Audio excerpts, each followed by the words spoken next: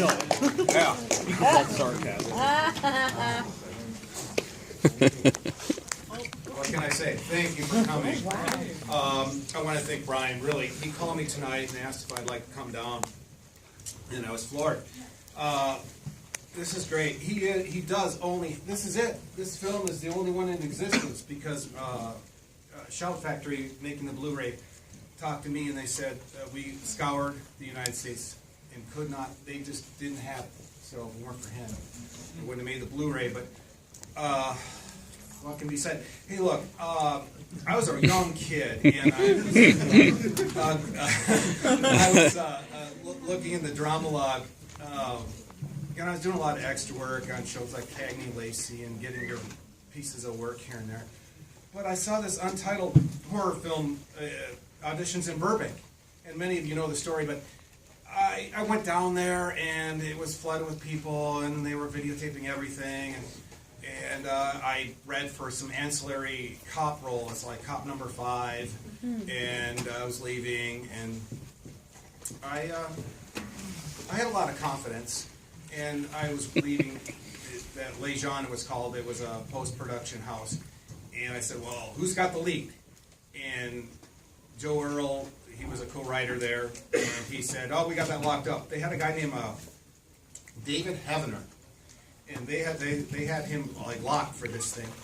And Lee looked at me and said, well, yeah, we got this. It's taken care of, but thank you for coming. And I left and went home to this old shabby house I was restoring. I had an old rotary phone. I had a bill of $15 I could not pay. And it was at that, that's when you're at like the low point of your profession. And I got a call. I got a call the next day that they wanted to see me. And he didn't, no specifics other than to say, we wanted you to come in and read for another part.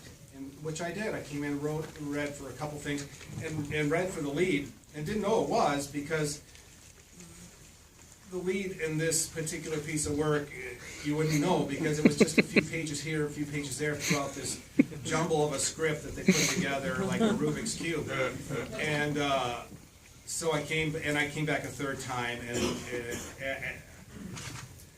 and Joe Earl, this is the part I want to get to. Joe Earl really had a hard-on for David Heavener and wanted him bad. Did not want me at all.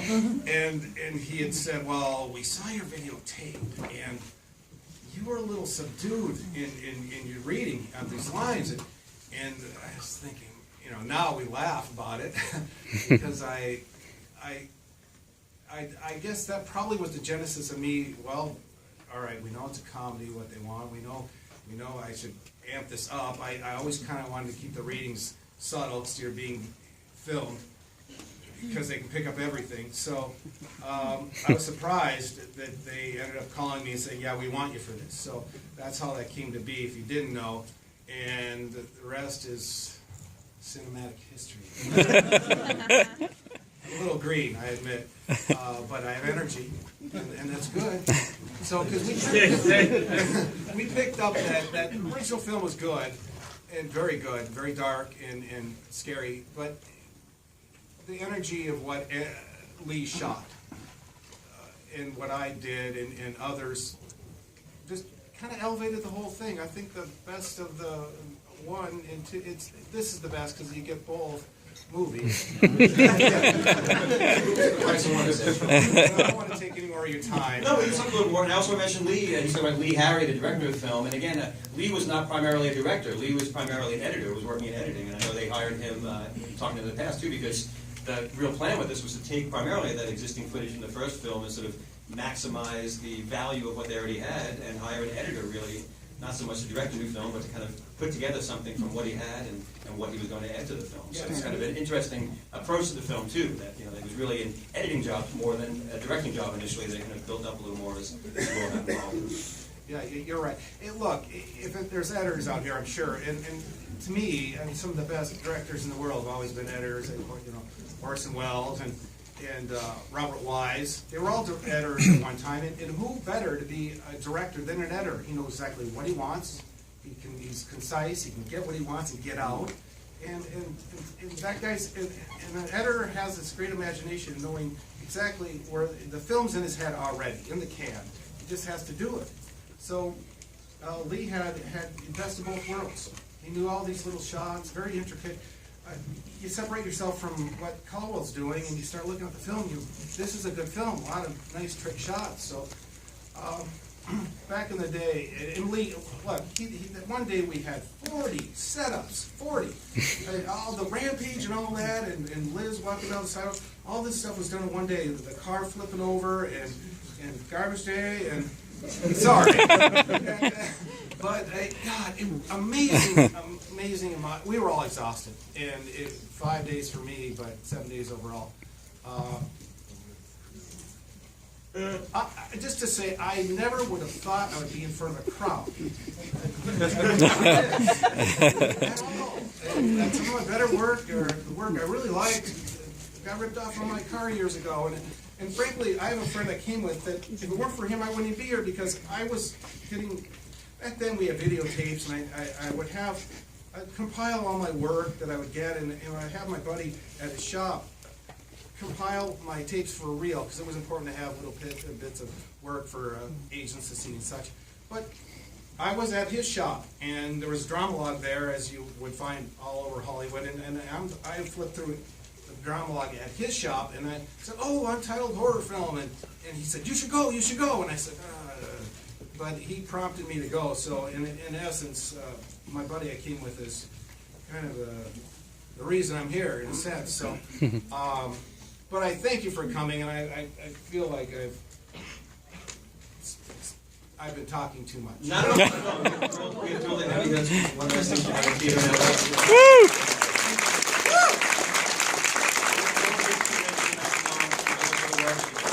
I've said this a bunch of times before. Those who come to the screenings have heard me say this a bunch of times before, but I will always say that, if you're a young actor, young director, take the B movie, take the horror film, take the genre film, because as you see, here it is decades later. We're here at midnight, the weekend before Christmas, when people have a lot of things to do going on at Christmas time, and we got a packed house here for something you did all those years ago. And I think horror fans, genre film fans are the most dedicated fans in the world. No matter what AV you've done, and TV work you've done over the years, and great work you've done, this is the one group of fans that'll always remember your work and want to see your other work. So, I want to first off thank the audience for being a great audience, and I want to thank you for doing this kind of film, because, again, I know the first time you came down a number of years ago when we did that first screening here, that was the first time you had come out and made an appearance with the film. And I know you were a little nervous at first about the audience reaction, thinking that they might be reacting to it, as a goof and not.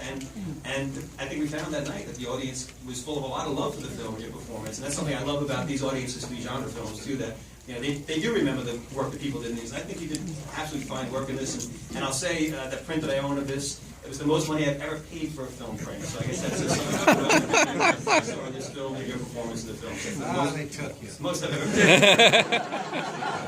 But otherwise, again, I want to thank you for coming down. It's absolutely. Are you going to stay and watch the film with us? Oh, yes. All right. So he's going to stay and watch the film. Those who have seen the film and haven't had a chance to see it in the theater on 35mm, looking beautiful, with the star of the film joining us. You guys are in for a real treat. Also, any final words you want to say about the film itself or your work on this? Well, if you haven't seen it, I'm sorry. Very If you have, I'm sorry. Thank you very much.